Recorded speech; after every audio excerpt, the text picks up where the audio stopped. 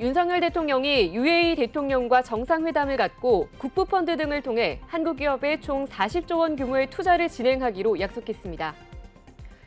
KB국민, 신한, 하나, 우리, NH농협 등 5대 시중은행의 직원 평균 연봉이 1억 원을 넘긴 것으로 나타났습니다. 롯데케미칼이 사업 포트폴리오 최적화를 위해 파키스탄 계열 회사인 롯데케미칼 파키스탄 리미티드 지분 전부를 매각했습니다. LG전자의 생활가전 글로벌 핵심 생산 기지인 미국 테네시 공장이 세계경제포럼의 등대 공장에 선정됐습니다.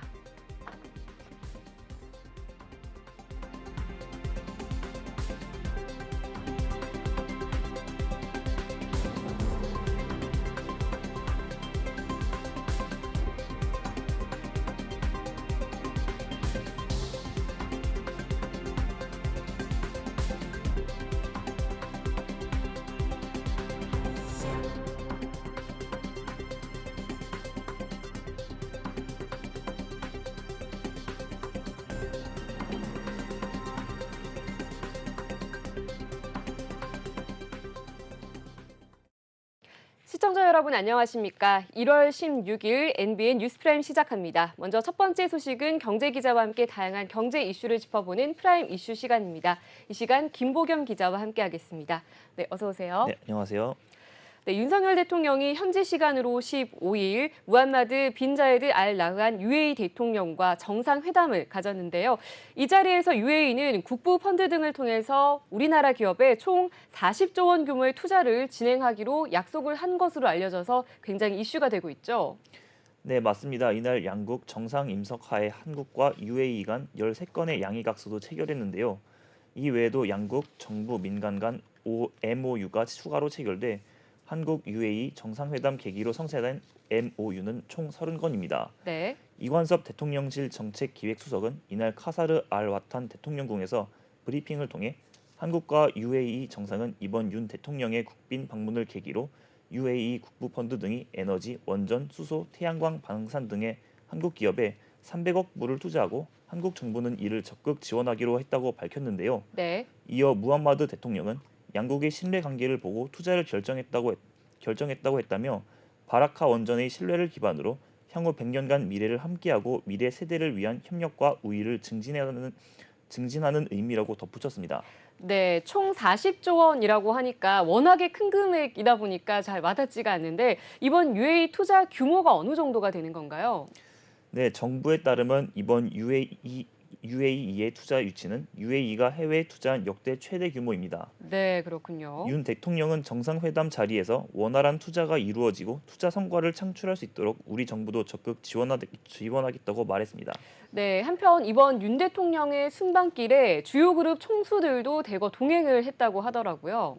네, 주로 어떤 분들이죠? 네, 윤석열 대통령의 UAE 순방은 민간 투자 유치와 수출 증진에 초점을 두고 있고 주요 그룹 총수들도 중동의 한국 투자 유치를 이끌 중임을 부여받았기 때문인데요. 네. 특히 이재용 회장은 UAE와 각별한 인연을 무기로 원전 플랜트뿐 아니라 5G, 반도체, 바이오, 배터리 등에서 사업 협력 기회를 이끌어내는 역할을 할 것이란 전망이 제기되고 있습니다. 정재계에 따르면 이재용 삼성전자 회장, 최태원 SK그룹 회장, 정의선 현대자동차 그룹 회장 등이 포함된 경제사절단은 윤 대통령과 14일부터 21일까지 6박 8일간 UAE 스위스 순방에 동행하는데요. 이번 UAE 순방은 경제 중심의 정상 외교를 통해 다양한 분야에서 협력을 강화해 수출과 투자 결실을 맺는 것에 초점을 두고 있습니다. 네, 그렇군요. UAE도 한국의 협력 의지에 적극적으로 호응해 전날 에너지, 수소, 태양광, 방산 4대 분야뿐 아니라 신산업, 보건의료, 문화 인적 교류와 같은 미래 협력 분야에서도 기회를 찾기로 해 추가 투자 논의가 급물살을 탈 것으로 예상되는데요. 네. 이재용 회장은 UAE와의 각별한 인연을 계기로 경제 사절단에서 선봉장 역할을 톡톡히 해낼 것으로 기대를 모으고 있습니다. 앞선 2019년 2월에는 아부다비에서 빈 자이드 대통령을 만난 데 이어 삼성전자 화성 캠퍼스를 답방한 빈 자이드 대통령을 맞아 반도체 생산 라인과 5G 장비를 직접 소개했고요. 아울러 지난해 5월 별세한 고 세이크 할리파 빈 자이드 대통령을 추모하기 위해 빈소가 마련된 용산구 주한 아랍에미리트 대사관을 찾아 조문하며 UAE와의 각별한 인연을 드러내기도 했습니다. 네, 잘 들었습니다. 이번에는 은행권 소식 좀 살펴보겠습니다. KB국민은행과 신한은행 등 국내 주요 5대 시중은행의 직원 평균 연봉이 1억 원을 넘긴 것으로 나타났습니다. 특히 직원 상위 10%의 평균 연봉은 2억 원에 달한다고 하는데 요즘 금리 인상으로 좀 은행들의 실적이 많이 오르긴 했는데 이 때문에 문제점 또한 지적이 되고 있다면서요? 네, 최근 한국은행의 지속적인 금리 인상으로 가계와 기업들의 이자 부담이 커졌지만 예금 금리와 대출 금리 차이 확대로 막대한 이자 이익을 낸 은행들이 실적 잔치를 벌이고 있다는 지적이 제기됐는데요. 네. 국회 정무위원회 소속 윤창현 의원이 공개한 주요 시중은행 총급여 현황에 따르면 지난 2021년 국민, 신한, 하나, 우리, 농협 등 5개의 은행의 직원 평균 총급여는 처음으로 모두 1억 원을 웃돌았던 것으로 드러났습니다. 직원 평균 급여는 KB국민은행이 1억 1,074만 원으로 5대 은행 중 가장 많았는데요. 이어 신한은행, 하나은행, 우리은행, 농협은행 순으로 나타났습니다. 네, 이렇게 시중은행의 직원 평균 연봉이 억대에 육박을 하는 것이 혹시 임원 등이나 일부 이 소수 초고액 연봉자가 이 평균 연봉을 좀 끌어올린 게 아닌가 이런 시각도 있거든요. 어떤가요?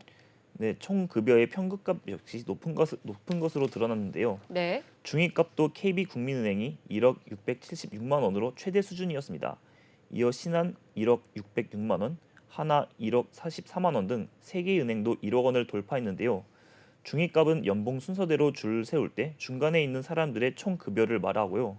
중위값이 평균 연봉과 유사하다는 것은 행정과 임원 등 일부 소수의 초고액 연봉자가 평균 연봉을 끌어올린 것이 아니라는 방증으로 해석됩니다. 네. 상위 10%의 직원 평균 연봉은 2억 원에 근접한 것으로 드러났습니다. 음. KB국민은행이 1억 9,784만 원으로 가장 많았고 네. 하나은행, 신한은행, 우리은행, 농협은행 순으로 집계됐습니다. 네, 또 그런가 하면 한편 금융권에서는 지난해 5대 은행의 직원 평균 급여가 2021년보다 더 늘어날 것으로 이렇게 추정하고 있다면서요. 네, 지난해 은행들이 고금리 상황 속에서 이자 장사를 통해 사상 최대 실적을 거둔 가운데 성과급을 올리고 있기 때문입니다. 시중은행들은 지난해 기본급의 300%에서 400%에 달하는 경영 성과급을 책정했습니다. 네. 신한은행은 최근 기본급의 361%를 성과급으로 지급하기로 했습니다. 300%는 현급으로, 61%는 우리사주 형태로 제공하는 방식입니다. 지난해 기본급이 300%였던 것과 비교해 60%포인트 상향됐습니다. KB국민은행은 성과급 비교를 기본급의 300%에서 280%로 내렸지만 직원당 340만 원의 특별 격려금을 주기로 해 직원들이 실제 받는 금액은 전년에 비해 늘었습니다.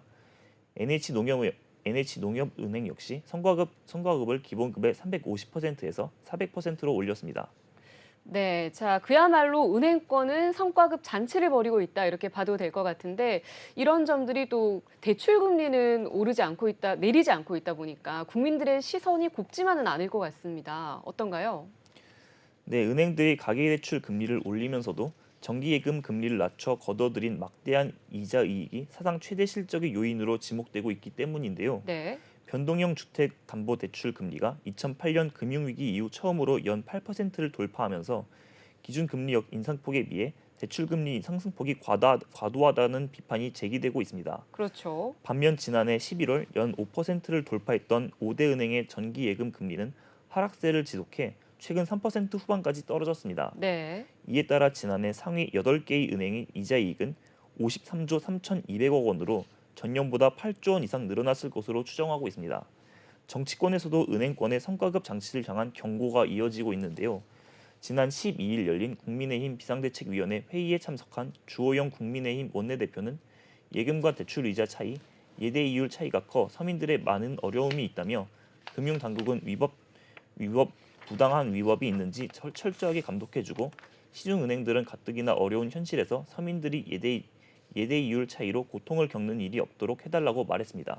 네. 자, 계속해서 다음 이슈 살펴보겠습니다. 롯데케미칼이 사업 포트폴리오 최적화를 위해 이 파키스탄 계열 회사인 롯데케미칼 파키스탄 리미티드 지분 전부를 매각했습니다. 이번 매각 자금으로 롯데케미칼은 새로운 고부가 스페셜티 소재 사업 강화에 나설 예정이라면서요.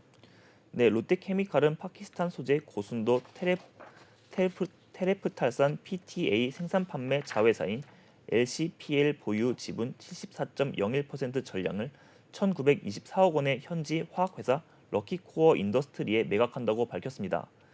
LCPL은 롯데케미칼이 지난 2009년 약 147억 원에 인수한 회사인데요. 글로벌 경기 불안 등 어려움에도 2021년 매출 4,713억 원, 영업이익 488억 원을 기록했습니다. 네. 롯데케미칼이 이러한 결정을 내린 이유는 고부가 스페셜티 확대를 위해서인데요. 매각 자금을 기존 석유화학 제품인 폴리에틸린, 폴리프로필렌, 페트 등 고부가치와 스페셜티 사업 확대, 친환경 소재 사업군 진출 등에 사용한다는 계획입니다. 네네. 황진구 롯데케미칼 기초 소재 사업 대표는 이번 해외 자회사 매각은 비전 2030년 전략 방향에 맞춘 사업 포트폴리오 조정의 일환이라면서 기존 사업 경쟁력을 확보하는 동시에 고부가 제품군 확대로 회사 경쟁력을 높일 것이라고 밝혔습니다. 앞서 지난해 롯데케미칼은 오는 2030년 매출 50조 원 목표 가운데 고부가 스페셜티와 친환경 소재 사업에서만 60%에 이르는 약 30조 원 달성을 계획을 발표한 바 있는데요. 네. 이로써 롯데케미칼은 지난 2020년 하반기부터 울산 공장 PTA 공장 가동을 중단한 데 이어 PTA를 더 이상 생산하고 있지 않습니다. 네, 자 계속해서 이번에는 LG전자 소식 살펴보겠습니다. LG전자의 생활가전 글로벌 핵심 생산기지인 미국의 테네시 공장이 세계경제포럼의 등대 공장으로 선정됐다고 합니다. 자, 이 내용 본격적으로 살펴보기 전에 등대 공장이라는 이 개념 좀 설명해 주시죠. 네, 등대 공장은 밤하늘에 등대가 불을 비춰 길을 안내하는 것처럼 첨단 기술을 도입해 세계 제조업의 미래를 이끄는 공장을 뜻합니다. 네. 세계경제포럼이 2018년부터 세계 공장을 심사해 매년 2차례 선발하는데요. LG전자 테너시 공장의 등대 공장 선정은 미국 현지 생활가전 공장 중 최초로 한국 기업이 해외에 세운 공장 중에서도 처음입니다. LG전자는 지난해 상반기 등대 공장으로 선정된 창원 LG 스마트파크에 이어 두 번째 등대 공장을 갖게 됐는데요.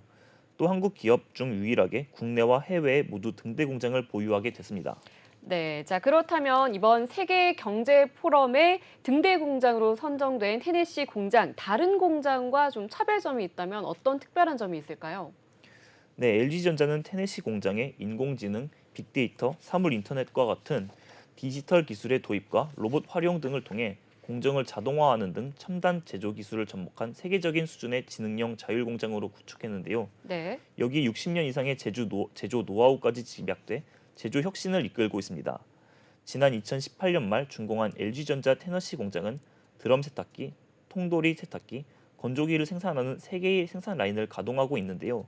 세탁기 120만 대, 건조기 60만 대의 연간 생산 능력을 갖추고 현지 생산을 통해 북미 시장의 수요 변화에 적극적으로 대응하고 있습니다. 특히 부품 제조부터 세탁기를 완성하고 포장하는 작업까지 하나의 라인에서 수행하는 완결형 통합 생산 체계가 특징인데요. 네. 이를 통해 부품 공급 지연 등의 문제를 최소화해 제품을 고객에게 공급하는 시간을 단축하고 있습니다. 네, 말씀하신 내용 중에 지능형 자율 공장이라는 게 좀 핵심인 것 같은데 그렇다면 테네시 공장의 자동 화율 현재 어느 정도까지 진행이 돼 있나요? 네, 테네시 공장의 자동 화율은 현재 63%로 올해 말까지 70% 달성이 목표인데요. 테네시 공장은 금속 프레스 가공, 플라스틱 사출 성형, 도색 등 부품 제조를 내재화하고 자체 개발한 지능형 사출 시스템도 적용했습니다. 이를 통해 부품 생산성이 기존 대비 약 20% 향상됐고 불량률은 60% 정도 개선됐습니다. 또 테네시 공장은 창원 LG 스마트파크보다 3배 이상 많은 666대의 무인 운반차를 운용해 완전 무인 물류 체계를 완성했는데요. 네. LG전자는 또 올해 하반기부터 5G 전용 통신망을 구축하고 자율주행 기반의 차세대 물류 로봇을 도입하는 등 지속적으로 물류를 고도화할 계획입니다. 네, 그런가 하면 또 이 LG전자의 미국 테네시 공장은 ESG 경영 실천에도 또 앞장서고 있죠. 네, 맞습니다. 테네시 공장은 2021년부터 사용 에너지 전량을 재생에너지로 전환해 그의 실질 탄소 배출량을 전년 대비 63% 줄였는데요. 건물 에너지 관리 솔루션인 비컨을 도입해 전력, 스팀, 열 등을 공급하는 고효율 유틸리티 설비 가동을 최적화해 에너지를 절약하고 있습니다. 네, 자 계속해서 부동산 이슈 살펴보겠습니다. 정부가 최근 주택 경기 경착륙을 저지하고 또 연착륙을 유도하기 위해서 미분양 아파트 매입을 검토하고 있는데요. 최근 한국토지주택공사가 서울의 악성 미분양 단지인 강북구 수유 칸타빌 수유 팰리스 36가구를 매입한 것으로 확인이 됐죠. 네, 부동산 업계에 따르면 LH 서울 지역 본부는 지난달 21일 서울 강북구 칸타빌 수유 팰리스 전용 면적 19에서 24제곱미터 36가구를 각각 2억 1천만 원에서 2억 6천만 원에 매입한 것으로 드러났습니다. 네. LH 서울 지역 본부는 분양가의 15%를 할인받아 총 79억 4,950만 원에 해당 물량을 사들였는데요. 이번 매입 주택은 모두 원룸형으로 청년과 신혼부부 등을 대상으로 한 LH 매입 임대주택으로 저렴한 가격에 공급될 예정입니다. 네. 자, 이 칸타빌 수유 팰리스가 서울의 대표적인 좀 악성 미분양 단지로 알려져 있다 보니까 이번 매입이 좀 더욱더 세간의 주목이 되고 있죠. 네, 지난해 2월 일반 분양 당시 6대 1의 경쟁률을 기록했지만 당첨자들이 무더기로 계약을 포기하면서 미분양 물량이 쏟아졌습니다. 네. 같은 해 6월 입주 후에도 미분양을 털지 못하자 시행사는 분양가를 15% 낮추고 입주자 관리비 대납 조건까지 내걸었고 이른바 줍줍으로 불리는 무순위 청약을 7차례나 진행했지만 시장의 호응을 이끌어내긴 역부족이었는데요.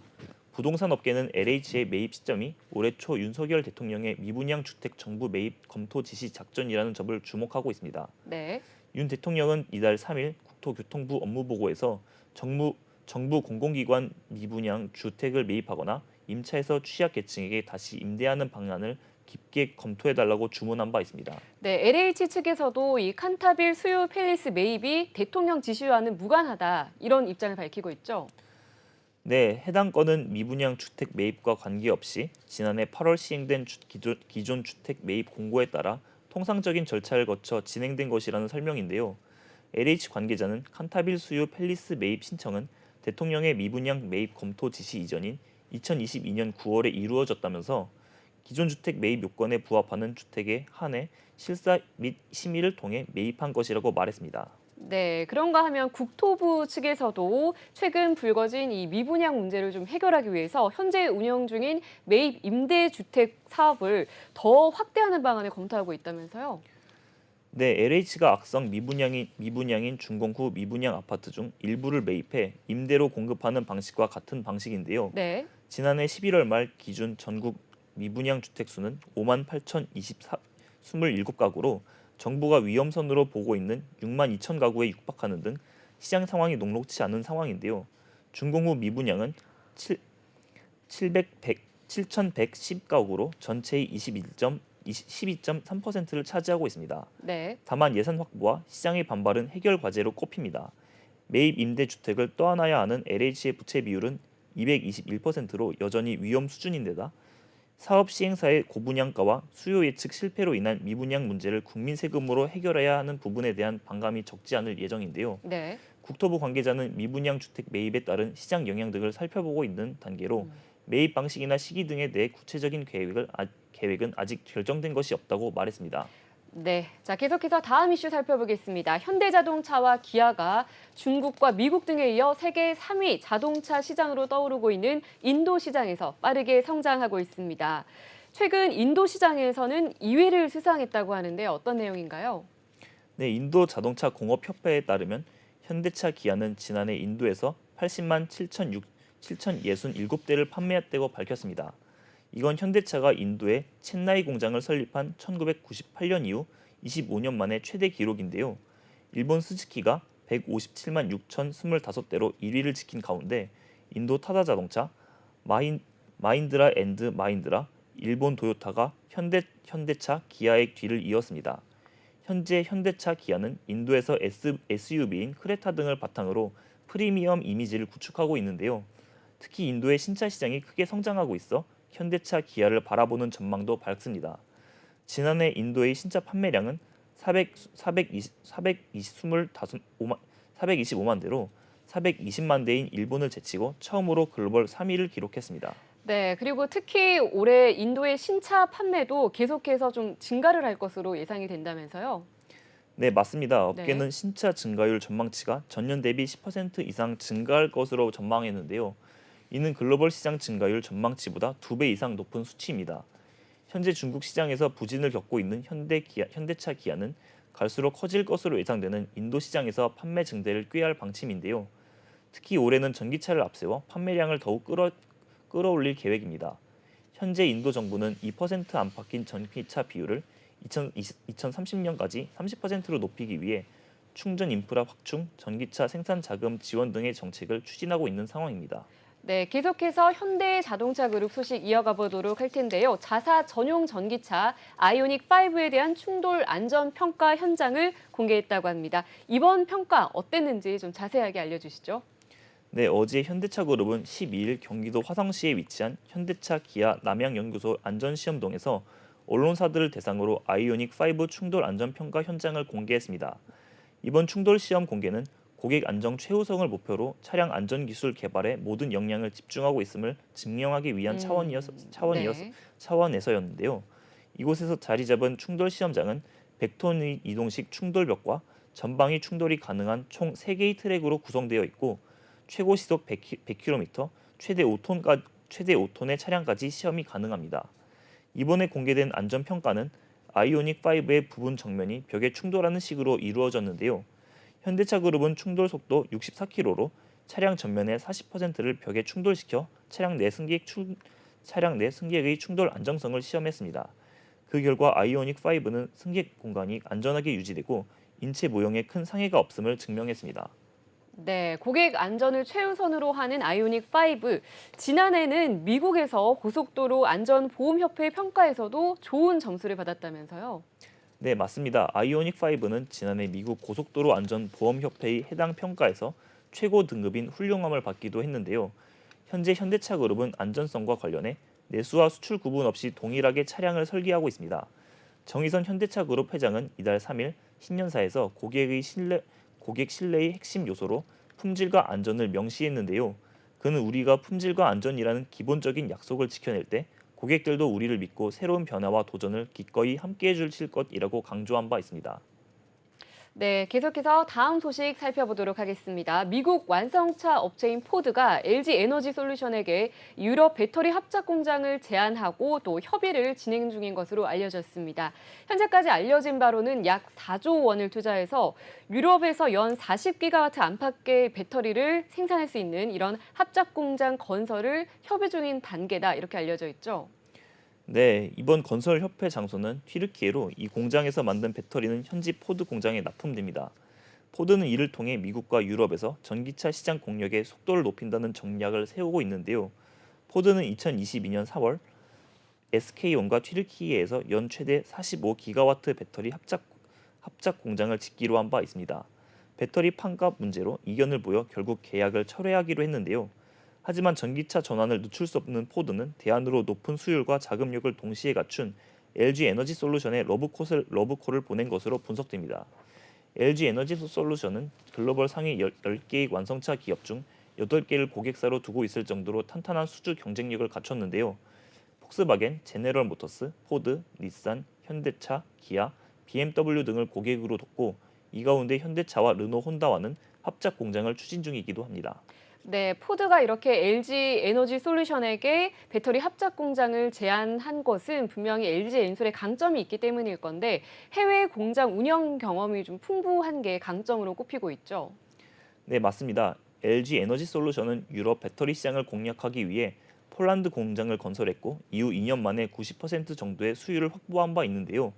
이 과정에서 터득한 노하우를 이용해 이후 가동한 해외 공장에서도 수율을 빠르게 끌어올리고 있는 것으로 알려졌습니다. 네, 자, 오늘도 다양한 경제 이슈들 잘 들었습니다. 김보경 기자 수고하셨습니다. 감사합니다.